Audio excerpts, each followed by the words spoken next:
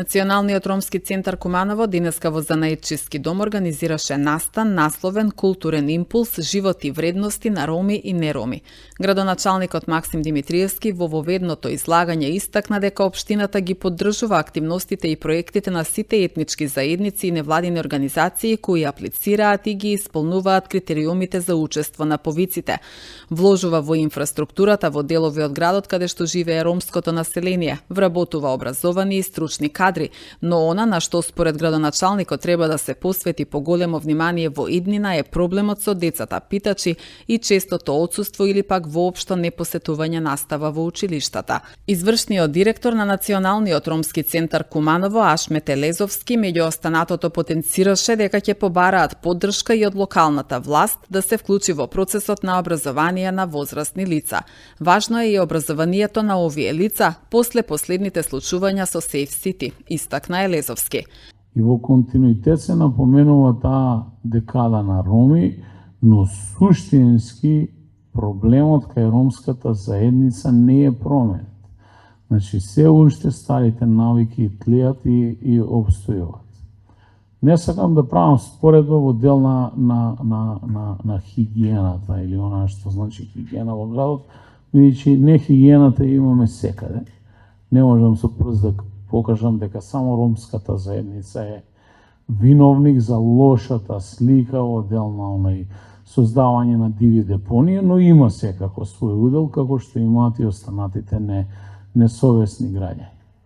Но она што е многу специфично, тоа е значи, присуство на деца питачи, кои што се организирани групи низ градот, со кои што треба сериозно да се позанимаваме и да се бориме, и дополнително непосетување на наставата во училиштата, каде што на прво место евидентно тука буквално децата од ромската заедница се тие кои што отсуствуваат од наставата.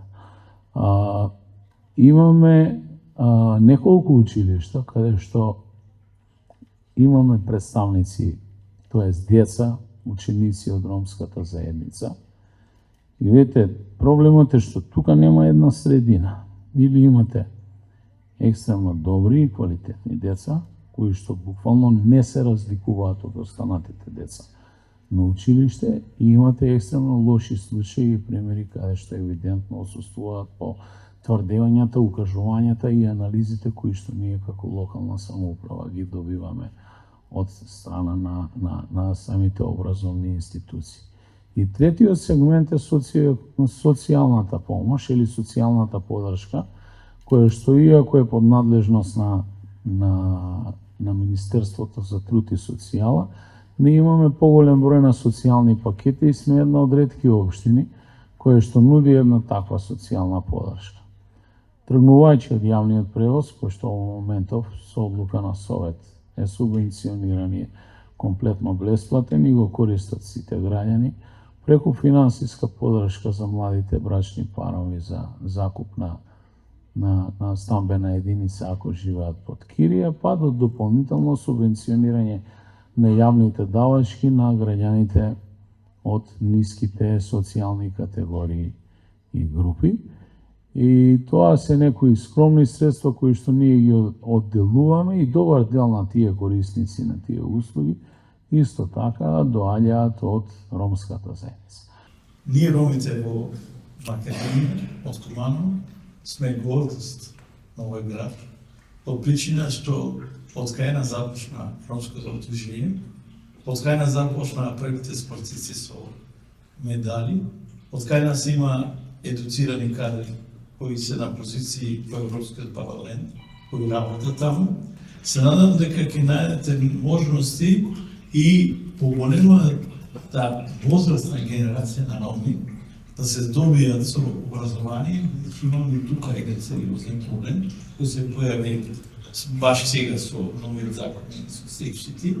Така да и тука мислам дека и ние ќе се обидеме и се надам и тука се и присутни луѓето кои со друштината Дилбера Камберовска, председателка на првата ромска женска организација Даја од Куманово, истакна дека дури 95% од 10 генерации деца што произлегле од нивниот едукативен центар, односно градинка, завршиле средно образование, а дел од нив се и на факултет. Анализите на Даја покажаа дека токму женските ромски деца се поуспешни од машките, посочи Камберовска. Ние постоиме од 93 година и сме прва ромска женска организација, не само во Македонија, него и во Балкан. Така да при нашето формирање одлучивме да работиме со жената ромка, сакавме да работиме на еманципација на жената ромка и паралелно на образование на ромската популација. Сметавме дека двете работи мора да идат заедно, ако нема образование, нема еманципација, и така да паралелно работевме на двете проблематики. Сите знаеме дека состојбата на жената ромка е во незавидна состојба, беше под стегите на традицијата, менталитетот, така да секогаш беше последна и во семејството и во општеството. И затоа сакавме да работиме на тоа поле за да ја подигнеме свеста и кај жената ромка и кај мажите роми. Поминавме тежок пат, додека се пробивме, додека докажавме зошто постоиме, дека не сме жени што си го губи времето, се собира да пие кафе и чај, него дека секогаш сме биле со цел. Единствена цел уште од формирање и до ден денеска сме со таа иста цел. Еманципација на жената ромка и образование кај ромската популација. Женските деца многу малку одеа на училиште и тоа ни беше предизвик да ги убедиме родителите и да ги извадиме женските деца, да ги запишеме на училиште, и затоа отворивме градинка, отворивме едукативен центар, што сметавме дека мораме да почнеме од најниското образование, од градинка, да ги едуцираме и да стекнат навика за школа.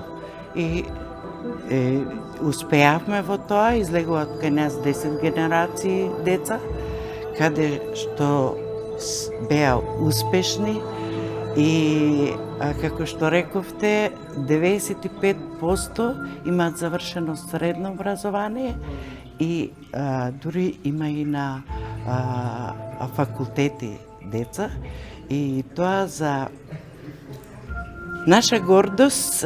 Женските деца имаат повеќе завршено, имаат голем успех него машките. Со тоа докажуваме дека и женските ромски деца можат и дека се успешни. Тоа е процес.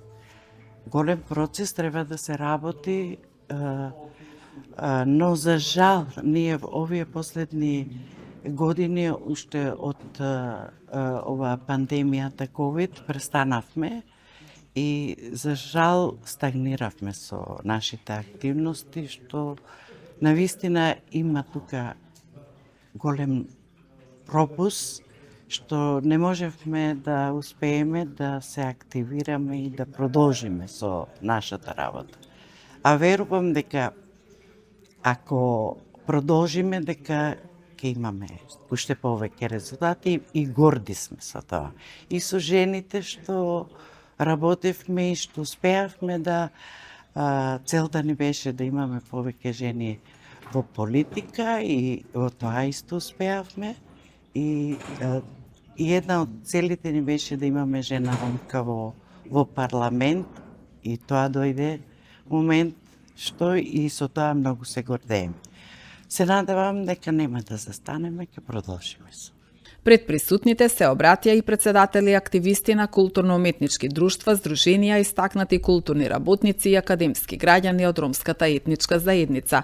Настанот е поддржан од општина Куманово преку јавен повик за прибирање на предлог проекти за организирање на културни манифестации во општината, предвидена во програмата за културни манифестации за 2026 година.